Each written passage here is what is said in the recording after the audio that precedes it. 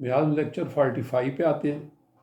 44 کے آخر میں ہم بات کر رہے تھے کہ جب ہم قوانین قدرت سے دور ہوتے چلے جاتے ہیں، سچائی ہماری نظروں سے اوجھل ہوتی چلی جاتی ہے، اور یوں بیماری ہمارے لیے زیادہ مشکل اور پیتھالوجی ہمارے لیے زیادہ پیچیدہ ہوتی چلی جاتی ہے، ناقابل علاج ہوتی چلی جاتی ہے۔ اور جب ناظرین کرام اندھیرا آتا ہے تو روشنی غائب ہو جاتی ہے۔ آنے میں ان کی دی گئی تعلیمات شک و شبہ سے بالاتر ہیں، اور جوں جوں ہم اس کے بیان کردہ اصول و قوانین کو سمجھتے چلے جاتے ہیں، شکوک و شبہات دور ہوتے چلے جاتے ہیں، اور ہمیں ایک نئی روشنی، نئی توانائی ملتی ہے، اور جوں جوں ہم سچائی کی راہ سے گزرتے چلے جاتے ہیں، ہمیں درست اور غلط کی پہچان ہوتی چلی جاتی ہے۔ ہومیوپیتھی کے اصولوں کی حکمرانی کا مطلب ہے حق کی حکمرانی، اور حق پر چلنے کا مطلب ہے قانون پر چلنا،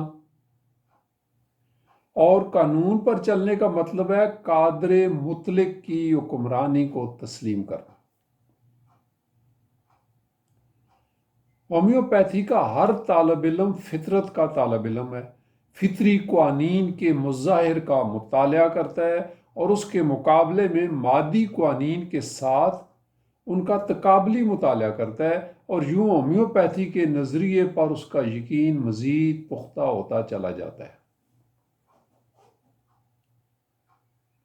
یاد رکھیں، شفا یابی محض ایکونائٹ، بیلاڈونا، سلفر وغیرہ میں نہیں رکھی گئی، بلکہ ان دواؤں کے استعمال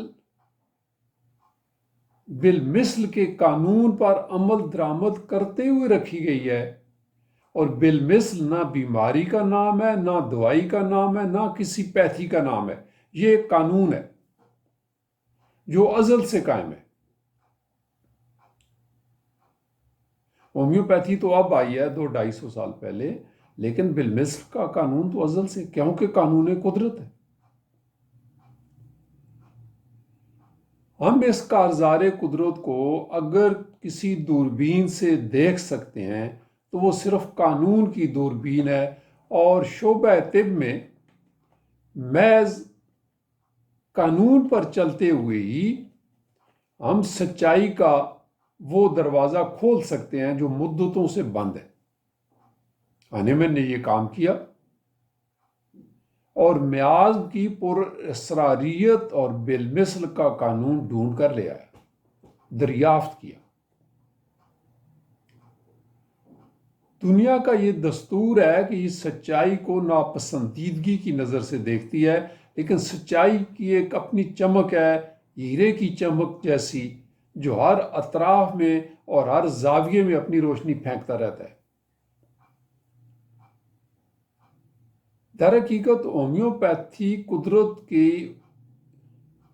اس نبض کا اٹوٹ انگ ہے جو مادیت کے خلاف دھڑکتا ہے، اور یہ دھڑکن محبت کی دھڑکن ہے، اور اس کی ہر دھڑکن کے ساتھ ایک نئی ابتدا، ایک نئی شروعات، ایک نئی زندگی ہوتی ہے۔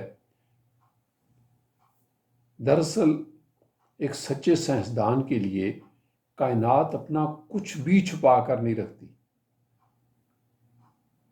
صرف وہی اسے دیکھنے سے اوجھل ہوتے ہیں جو قانون سے ہٹ کر اسے اپنی مادیت پرستی کی نظر سے دیکھتے ہیں۔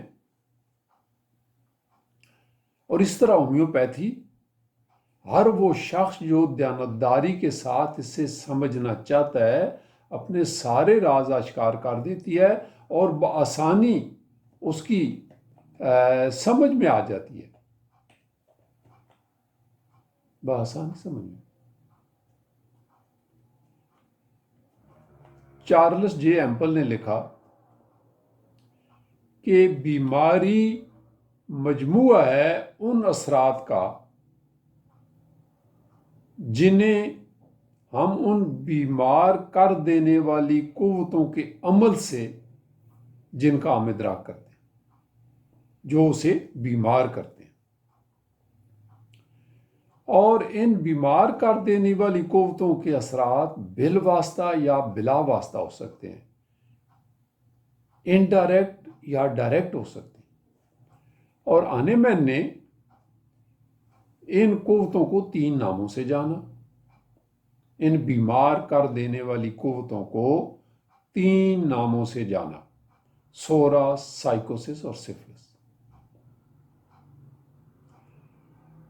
اس بات کی وضاحت شاید کبھی نہ ہو سکے کہ یہ تخریبی قوتیں جو سورا، سفلس، سائیکوسس کی شکل میں قوت حیات پر اثر انداز ہوتی ہیں، اس کی دشمن کیوں ہیں؟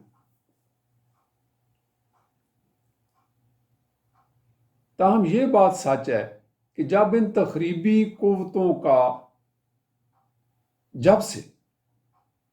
تخریبی قوتوں کا حیات انسانی سے تعارف ہوا ہے، تب سے لے کر اب تک حیات انسانی نے بے شمار گاؤ کھائے ہیں اور بہت سارے نشیب و فراز سے دوچار ہوئی ہے، اور آج ہم اسے موجودہ شکل میں دیکھتے ہیں۔ اور یہ بات سورا، سائیکوسس اور سفلس تینوں میعاد کے لیے سچ ہے۔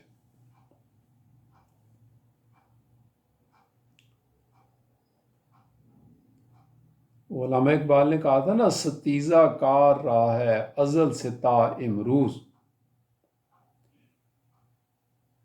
شرار بولا بھی سے چراغ مصطفی۔ تو کچھ ہومیوپیتھ اس بات پر یقین کرتے ہیں کہ ہانیمن کی سورا کی تھیوری درست ہے، اور وہ جنہوں نے اس کا بغور مطالعہ کیا، اور کچھ ایسے جو یہ سمجھتے ہیں کہ اچانک یہ بیماری پتہ نہیں کہاں سے آ جاتی ہے، جس کا کوئی ظاہری سبب بھی نظر نہیں آتا، کسی نامعلوم طرف سے حملہ آور ہوتی ہے اور نہ نظر آتی ہے، اور جسم پر نہ صرف فعلی تبدیلیاں بلکہ ساختی تبدیلیاں بھی مرتب کر جاتی ہے، پیتھالوجی بھی ڈیولپ کر جاتی ہے۔ تو دوستو، یہاں ہم لیکچر 45 ختم کرتے ہیں، 46 پر پھر آپ کے پاس حاضر ہوں گے۔ Thank you so much.